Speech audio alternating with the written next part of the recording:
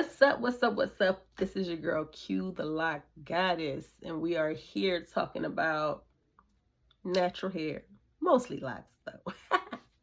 So if you're a Loc Goddess or a Loc God, holla at your girl. So today I want to talk about why I got locks. Personal reasons. A lot of people get locks for various reasons. Some people do it for spiritual. Some people do it because of an aesthetic they want to achieve. Some people do it for trend, etc. Me personally, it was just something that I wanted to try. Now, I've been doing my hair since I was 12. That's a lot of years. We're not going to talk about how old your girl is, but it's a lot of years, okay? So I've been doing my hair for a while. I've always had like a little thing for doing hair. I was the hood hairstylist, could do hair. It's just one of them things. And I've had so many different hairstyles. Somebody told me, I was walking to school and he said, girl, if they ever run out of hairstyles, you're going to be in trouble. Because I used to do the hair, baby. Let me tell you, the hair used to be hooked up. Anyway, I went back to my natural hair in 2010. Wearing my afros, twist outs, braid outs, etc., all that good stuff. And it wasn't until about 2020, 2021-ish, I was like, you know what? I think I want to try locks. You know, I've done the crochet locks. I thought they looked pretty good on me. I said, but I want to actually lock my hair. I didn't even actually get the locks until 2023, like November. Okay, everybody remembers the lock anniversary. The first array was November 2023 when I finally pulled the trigger. So, I was like, yeah, I think I'm gonna do it. Now, one of the things that I had to consider was doing the research. You know, you got to do your research. It's just like buying a car, buying a house.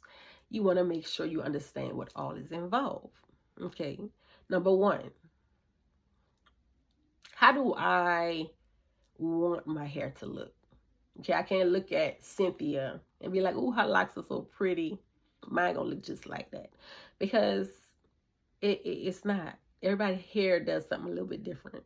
Number one, hair texture, hair density, hair thickness, thinness, hair porosity, the products you use, how you start your locks. It's all gonna play a part in what your locks actually look like. And me personally, like when my hair is down, it hits right about here, right on top of my shoulders. But like the top part of my hair is kind of layered. I didn't even cut my hair like that. But because in 2020, I was experimenting with colors. I had green hair, red hair, purple hair. All my hair, like right on the top, had popped. Lessons you learn from messing with too many colors. So the lady, when she actually did my hair, I had her do like extensions to make it match some of the other hair. And then as the hair grew out, I just cut the extensions off because I wanted my hair to all just be the same. But anyway, so like I was saying, don't get it because you think your hair gonna look like somebody else's, because that ain't gonna happen. What else? I had to also find my person. I had to do a consultation because you need to know, like, have managed your expectations. What do I want my hair to look like in terms of what's the grid gonna look like? How am I gonna do my parts? Are they gonna be square? Are they gonna be circle? Are they gonna be more freeform? Who knows? But mine were square. Then she was asking me, well, how thick do you want them? Do you want them skinny? Do you want them a little thicker? Or do you want them fat? Well, no, ma'am. I don't want them fat and I don't want them skinny. I want them in the middle. Schmedium. Give me some schmedium locks. So that's what I have. I call them schmedium. I have about 109 locks on my head. Last time I counted, it was 109. So they're uneven. So that's the other thing. I personally would prefer to have them even, because that one little lock, when I'm trying to do a 2-strand twist, I always have to stick with another lock. And that's kind of aggravating. Anyway. Then you also have to think about, are you a type of person who knows how to do a little bit about hair Like, are you able to keep your hair up in between retwists? In the beginning, you're going to have to go every 8 weeks to get your hair retwisted so they can look at it, make sure ain't nothing unraveling, maybe crochet a couple of things, all of that good stuff. Are you a person that knows how to do your hair in between retwists? I do. I do. I don't retwist my hair, but I will twist the locks together and then let them go and have like a little wavy look. That's what I do in between my retwists. I wash my hair in between retwists. In the beginning, I was going every 8 weeks. By the second year, I was going every 3 months. And now that I'm on my 3rd year, I go every 4 months. Because personally, I'm not the kind of person who's overly concerned about having super crispy parts. To me, that's not what having locks is all about. I can go 4 months without getting a retwist. I don't need to see crispy parts and nice lines. But I do separate my locks in between retwists, so when I do go to get my hair done, it is not a hot butted up mess, and she's not pulling, and I don't like all of that.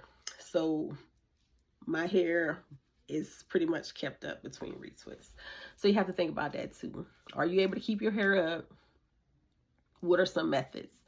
Some people might say, well, I won't get locks because it's too permanent.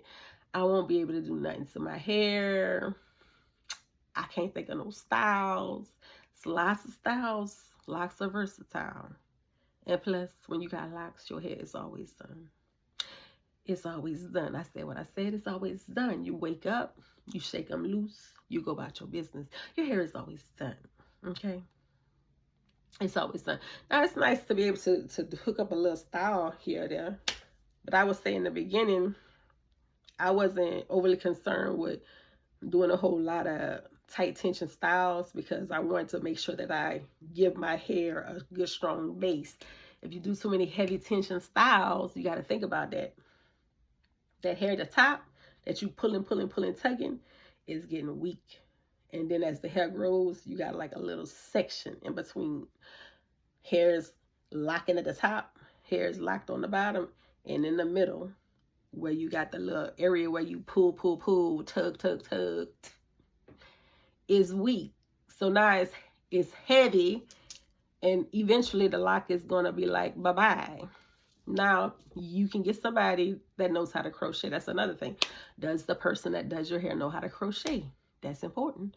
You want to have somebody that knows how to crochet, just in case you do lose a lock. Because it happens, It's just like you shed hair when it's not in the lock. You can shed hair while it's in the lock. Like, have I had it happen personally? I know when I first started, I had like curly bottoms. And I was like, oh, that's cute. Locks on the top and then like little curls on the bottom. It didn't stay that way. It eventually locked with the rest of the hair, but like one of them had like this little, the little curl was like just hanging on. So I just like pulled that thing off and threw it away. I wasn't worried about it. Bye-bye. C'est la vie. Anyway, but sometimes it happens, it's just one of them things. But for the most part, the hair is healthy and strong. Also, you want to think about your diets.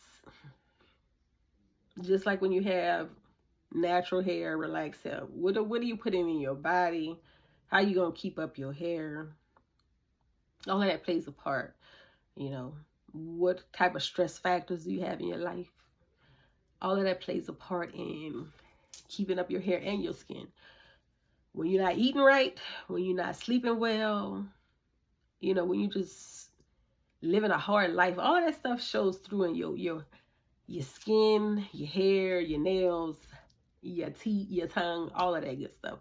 So it's important to watch what you put in your body, watch what you consume. Yes, important. But, well, what else? So we talked about all of those things. And what else, y'all?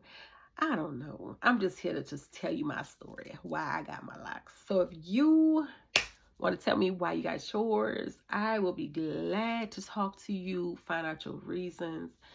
And yeah, let's talk. Holla at your girl, cute like God is. Until next time. Mwah.